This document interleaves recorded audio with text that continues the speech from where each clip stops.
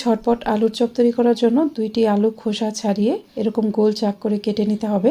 স্লাইসগুলি খুব বেশি মোটাও হবে না, আবার খুব বেশি পাতলাও হবে না, ঠিক এরকম করে কেটে নিতে হবে। বাটিতে 1.5 কাপ পরিমাণ বেসন, 1/2 কাপ চালের গুঁড়া, 3 চা চামচ আটা, স্বাদ মতো লবণ দিয়ে 1/2 চা চামচ আদা বাটা, 1/2 চা চামচ রসুন বাটা, 1/2 চা চামচ করে হলুদ মরিচের গুঁড়া, 1/2 চা চামচ জিরার গুঁড়া, 1/2 চা চামচ তান্দুরি মশলা, হাতের কাছে তান্দুরি মশলা না থাকলে 1/2 চা চামচ গরম মশলার গুঁড়া দিয়ে দিবেন। অল্প অল্প করে পানি দিয়ে একটা ঘন বেটার তৈরি করতে হবে। বেটারটা পাতলা হবে না, একটু ঘন হবে। বাড়তি বেটার ঝরে যাওয়ার পরও চামচে বেটারের মোটা প্রলেপ পড়ে থাকবে। বেটারের ঘনত্বটা এরকম হবে। বেটার 10 মিনিট রেস্ট রাখার পর এখানে 1 টেবিল চামচ কাঁচামরিচ কুচি, 2 টেবিল চামচ পেঁয়াজ কুচি, একটু ধনেপাতা কুচি দিয়ে অল্প একটু কালো জিরা, 1 থেকে 1.5 চিমটি পরিমাণ বেকিং সোডা অথবা খাওয়ার সোডা, সামান্য অরেঞ্জ ফুড কালার দিয়ে সবকিছু মিশিয়ে নিলাম। ভাজার আগ মুহূর্তে আলুর মাঝে দিয়ে দিলাম স্বাদ মতো লবণ, হলুদের গুঁড়া, মরিচের গুঁড়া ও অল্প একটু গরম মশলার গুঁড়া। আলুর সাথে মশলাটা মেখে নেওয়ার পর এক একটা আলুর পিস নিয়ে বেটারে ডুবিয়ে ডুবিয়ে ভেজে নিব।